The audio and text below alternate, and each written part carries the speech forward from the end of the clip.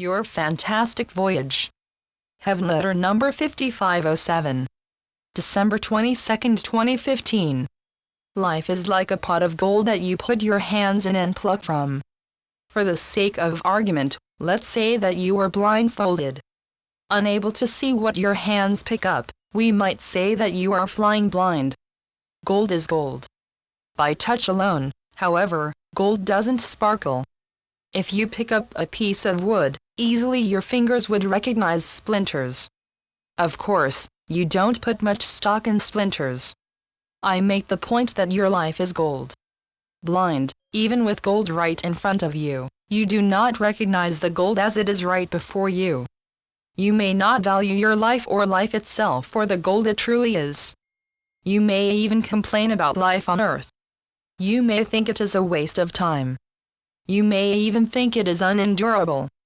You simply don't see the truth of life because you have limited vision. Beloveds, you are not here on earth by chance or mistake. By great lengths, you came to this birth on earth.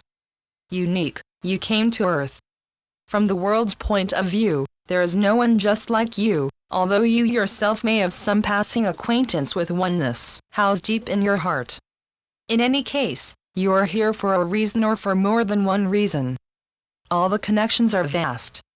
Ultimately, what you see as many, well, their arms are entwined, and the connections are masterful and sometimes beyond belief.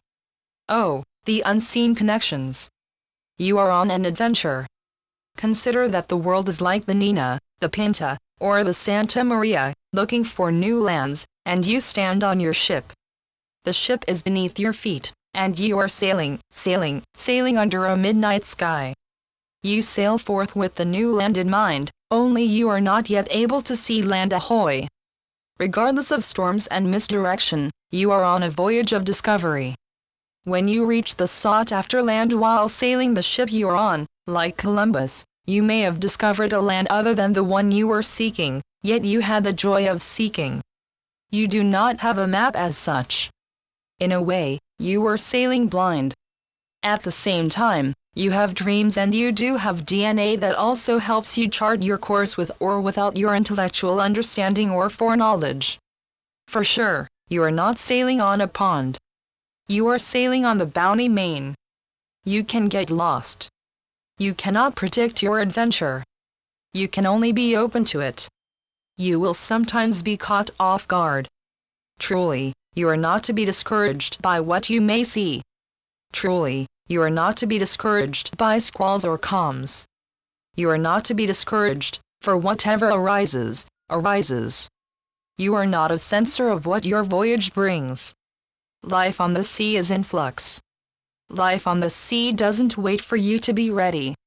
Whatever occurs or doesn't occur, this is your fantastic voyage. Of course, you want land when you want land. Of course, you want to reach the bejeweled shore. Yet life and the ocean come as they come, regardless of what you think of them and how rough they may seem. You do not call all the shots. You get wet. Your ocean voyage may not be quick enough for you, yet your voyage will come to an end, often too soon before you are ready to say goodbye. Ride the waves while you may. Bail the water. Get showered with salty brine. Heave ho! Climb the mast. Ahoy, you are a sailor of the seas. You certainly are not a sailor who can be on sea or land at a moment's notice, nor are you a sailor who has the weather he prefers at instant will. The tides come in, and the tides go out. The moon may guide the tides, yet you have to go along with the moon and the tides. Tides may guide your adventure, yet you cannot make the moon and the tides perform at your will. The life of the mighty sea guides you. Channeled by Gloria Wendroff.